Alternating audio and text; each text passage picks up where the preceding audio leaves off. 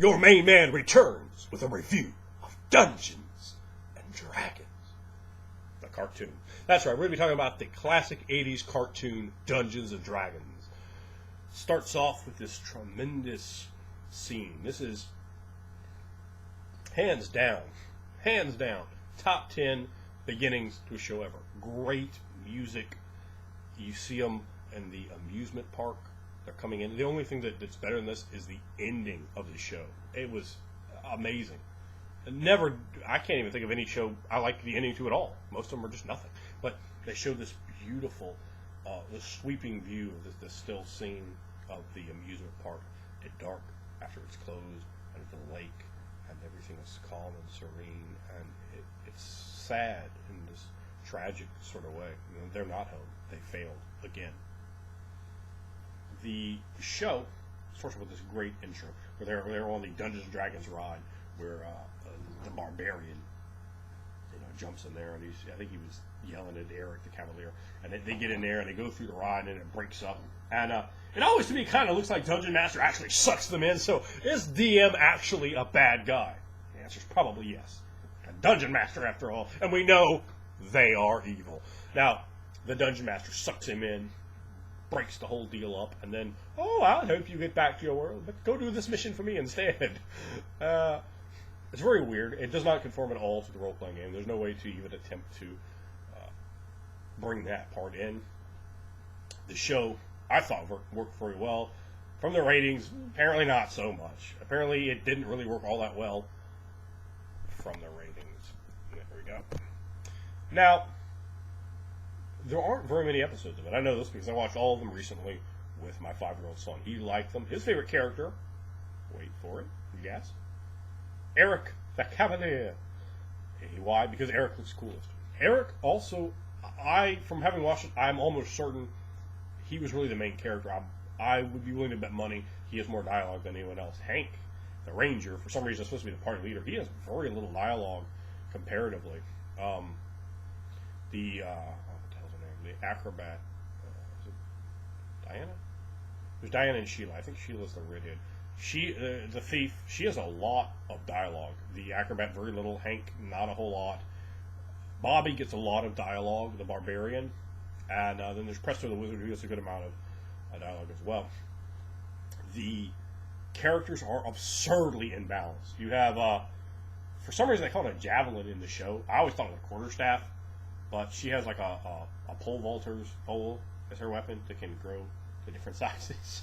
That's her weapon. And there's a reason why Hank's bow is always used, because a lot of their other stuff is very, very useless. His bow can shoot arrows that are horrendously damaging, driving dragons back, or wrap around people, or build bridges out of them. And the acrobat gets a stick that grows longer. Oh boy. I don't know what sort of symbolism that's supposed to have, a girl with a stick that grows longer. That's a different video, isn't it? So, that's her weapon. I mean, for reals. Then, the thief, she has a cloak that she puts on and pulls it up. And it's invisibility. I mean, that is, after all, a second level spell. But, she pulls it up. But she always gets jacked, because she never has it. She never has it at the right times anyway, so for the most part, it's kind of worthless to her. But then she would get some use out of it, and sometimes people would overly sell for her. Like, she put it on, and oh no, we run into each other. It's like, well, really? Okay, not quite how I play my orcs, but I guess yours have a 4 intelligence. So you have her. I think she was a very interesting character, and she doesn't really conform to a lot of the stereotypes you'd see in that sort of character. She's not the fiery redhead. She's actually very meek, and she's very motherly. She's the motherly character to the group, and they always kind of make it seem like maybe her and Hank were getting it on. Well, maybe not getting it on, but that they were, there were feelings and kind of, but they stay away from it. But the takeaway I had as a kid and as an adult, having watched both then and now, there was some degree of a teenagery sort of relationship between them. Now, the most out of place character is Bobby, the barbarian. He's a little brother. He's not the same age as them. I don't know what their age is. I think they're high schoolers. I'm guessing that they're probably about 17 because they don't really look like kids. But when you see them against adults in the show, they don't look like adults either. But Bobby, I would guess, is about 10 years old. In fact, they might even say at some point that he's 10 in the show, and I think they might, because I'm very firm on that number in my head. But he's much smaller than they are. He's more childlike, and I suppose he's there to get children more interested and involved in the show. I've always thought characters like that were a bad idea. I always thought they were a bad idea when I was a kid. I don't want to see a kid. Like, show me the real deal, and that's what I want to see. I can get with those characters, you know. I mean, when I was a little kid, I watched pro wrestling. You know, they were children in there. When my kid watched it wasn't like, oh, my favorite character is Bobby. He's like, Eric. That's what I like. He's cool. He looks cool. So there you go. Bobby, hands down, the number 2 most useful item in a group. A club that can like break the ground and it can beat people down. It does a lot of damage and it can make earthquakes, but otherwise a little bit more limited. Definitely more limited than the awesome bow, the artifact bow. And after that, you're going to have Eric's shield. Cavalier! The Cavalier shield is very powerful. I mean, it's a great armor class, but outside of that, he can like move Earth with it. Like because one of the episodes he walks through, just boring right on through the Earth, pushing it all out of the way, which was, you know, I mean, it's a pretty powerful shield, but you know, it's still kind of limited. And he actually got like armor. You know, I guess Hank did too. Hank got studded leather, but he has like some straight up armor on, and Bobby just has like some furs. None of the rest of them have armor. Presto, the magician, has a complete worthless side. He's like, I have a hat. I mean, I have a hat too, dude. And mine says John Deere. Yours is just green. So what's good with that? He like pull like useless stuff. Every great once in a while they make him useful, but generally he causes more problems with the hat than not. He's supposed to be like they all kind of take on a high school archetype, I guess. You have the acrobat. She's like the jock. Hank is, I guess, like I guess Hank is supposed to be kind of like a jock too. He's not really the cool kid, but it's like the respected one. Eric's the rich kid, the spoiled brat, and he's constantly fighting with the other ones. You know, he's a more problematic character, so he creates tension, he creates drama, which is great because it gives you reason to have dialogue. Now, Presto, and sometimes like the other characters will side with him because it's not like, kind of my memory, like he was always getting jacked, and they do make the butt of him and they make the ass of him a lot, but sometimes they actually will put him over and listen to him. Like, all right, well, Eric, well, let's do it your way. And sometimes it'll be a jack. Most of the time it'll be a jack, but sometimes like people will be like, well, yeah, Eric actually has a point here. You know, I'm gonna go with Eric on this one. So, Presto is pretty much useless. He's a nerd, and he doesn't have much of a power there. He's the wizard. That was not good. He is definitely not good. Never in balance. So but they're just kids. They're not really these classes. They don't have. He just pulls shit out of a hat, and well, I guess Hank actually does because he could fire that bow pretty straight, right? I guess he might have some acquired a level of ranger or something, but for the most part, they don't really have anything that's reflective of classes, and they don't use. You know, they're all human, of course, because they came from the real world, and that they kind of gave them an interesting point. But I always kind of wondered what it would be like if you had an actual Dungeons and Dragons game, like. It's just, you know, you're out there as a party, and you got like an elf and a dwarf, and maybe even, for God help us, a gnome, mixed in with maybe 2 or 3 humans. And that could be interesting. Or maybe you throw an oddball in there, like a half ogre or a minotaur or something, to add a little bit more interest to it. But in this one, they have a unicorn who is voiced. I don't know. I'm not cheating. I'm not gonna look it up right now. But it's voiced by the same person who voices Slimer in the real Ghostbusters. But they have other unicorns in there. I don't remember them talking, but Uni for some reason talks like a baby, so you could kind of not understand what she's saying and kind of understand it sometimes. She's very snarky. I don't like snarky type characters. I like it to be more real, and the snarkiness is never for me. I never liked that as a kid. I don't like it now. I don't know why they put it in stuff. I never heard anyone go, man, Snarf really made the Thundercats cool. I've never heard anyone say that. Everyone's like, man, my favorite kid was Snarf. No, son, no one likes Uni either. You know, just give her that boot right out there. Right with Bobby, too. Just get rid of them right like that.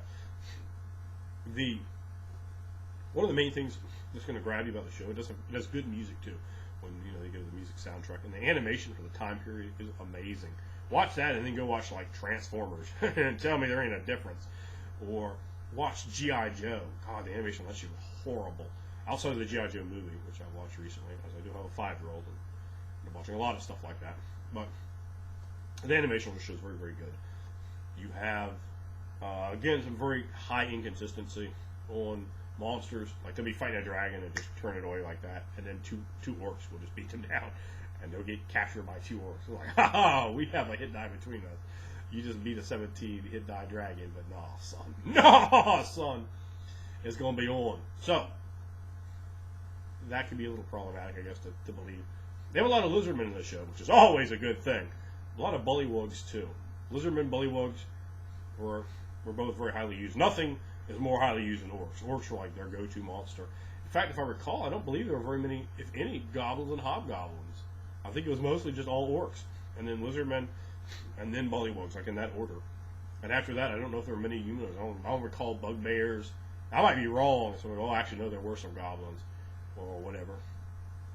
But the demi-humans, they basically were always like in like a pathetic role, like the gnomes. They're all jacked and beat down. They have to go in and save them. Or the same thing with the dwarves. They had an episode for each of those.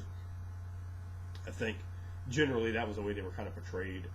I don't recall elves being used very much. I remember they had Lolth in the game, and they had this whole deal with like Venger and her, and she's like shapeshifting, and just some mysterious chick that like leads them, and she's like a trap. It's like that's all Lolth could. They beat her like that. It's not even the show. It's just like that's like the beginning. That was like an unimportant encounter, just beating Lolth down like she don't mean nothing. So they did that, and Lolth did take a beating. I'm sure they killed Lolth, but they like knocked all the webs out and then the spiders down. So it was come on, dude, really? That's Lolth? That's Lolth Jackson, and that's all she's gonna get? I mean, you know Lolth Jackson, you know what's really good. So I guess she wouldn't got her hair did. But I was like, come on now. I don't know what Venger's supposed to be. Now, well, I do know what Venger's supposed to be. If you watch the entire thing, they have an episode, kind of. It's basically some people reading off the script, and they had like one of the original people return, and there's a bunch of other jabronis reading the lines. But it's not an episode. Like, it's just, just like voice. So it was horrible to watch. But I think it's in that when you find out Venger's actually Dungeon Master's son, which I don't know. Dungeon Master's like a freaking little gnome, and I thought Venger was like, I don't know, an incubus or Gambian or something. Definitely don't look like a person. And they have Venger's sister as well in there. It comes in, and somehow she looked normal, and somehow she'd be looking just like Venger, wearing the same Venger armor. And I was like, come on, dude, really? She gonna wear the same Venger armor? So I thought that was pretty butt. But Venger had a very interesting look to him. I remember they made a lot of toys for Dungeons and Dragons, but I don't know if back in the day, I don't think they actually made the actual characters. They made toys from that movie, from that show. Like, they made one of the guy that has the gold warhammer, and some of the monsters. I remember my nephew had an Audiog, and I remember some of my other friends had like Hotaras and stuff. So they had toys, but I don't think they had like Eric and Bobby and all these type of characters. So it was a kind of a weird decision there, I guess. But I don't know. So let's see. I remember they were kind of crappy toys too. They're like little rubbery things. The monsters, some of the monsters were kind of cool, but the actual like the people, they look kind of crappy. If I recall, I might be wrong on that now that I'm thinking more about it. I'm thinking maybe I might be thinking of Arco Fantasy toys. I don't think, maybe they didn't look quite that much like them. Anyway, back to what we're actually talking about as I ramble way back to the center. The thing that really will catch you though is the what do they call it? There's a word, I think it was scenery pornography or something like that. Yeah, that's actually the term. I looked up, did a little research for it, days before I did this, so I don't remember the stuff clearly. But that's what they call it, and it is, man. It's beautiful, man. It's just like overwhelming, Judging by the time, it doesn't really hold a candle to the animation quality of today, because they could do some slick looking stuff today. But by what they had in those times, man, it looks nice. Go watch an episode of Smurfs and then watch Dungeons and Dragons and tell me which one looks better. And it's varied, there's lots of, so you can really get caught up into this world. The world itself, again, there's all kinds of like continuity issues in the world and like the ways they escape and so forth. But that's generally what an episode is. It's generally Eric bitching, "Where's Dungeon Master? Why isn't he going to tell us how to get out of here? Huh, Dungeon Master won't help us." You know, and then Dungeon Master's like, not true, Cavalier. I'm going to say a bunch of bullshit and then not deliver on any of it. Because I brought you here after all. I'm evil. Do my bidding. Fight my son. Yeah, so I mean, he's got some issues out alone. There was a female Dungeon Master version 2 that looked the same as him but was female. And she was like, so I didn't, again, Avenger being his son. I was like, really? You know, I thought that was, I don't know, pretty Star Warsy in reverse.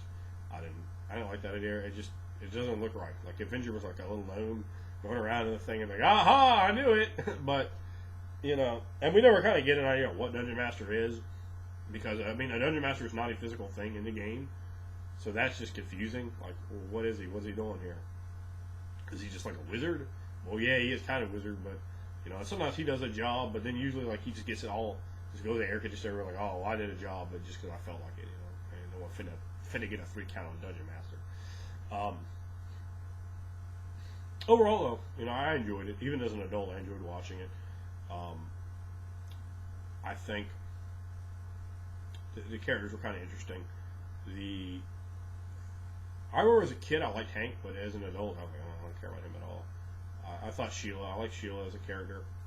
I think it's Sheila, right? Yeah, she's the redhead thief. I like her. I thought she was kind of interesting. And I liked the way like she put the robe on and they would make like a sound effect. It didn't really quite seem appropriate to that. It kind of sounded more like a laser gun, but it was still pretty interesting. A lot of the uses of like the village, showing the village of orcs and so forth, and like Avengers plots and schemes were kind of interesting. The dragon graveyard deal, that was pretty cool.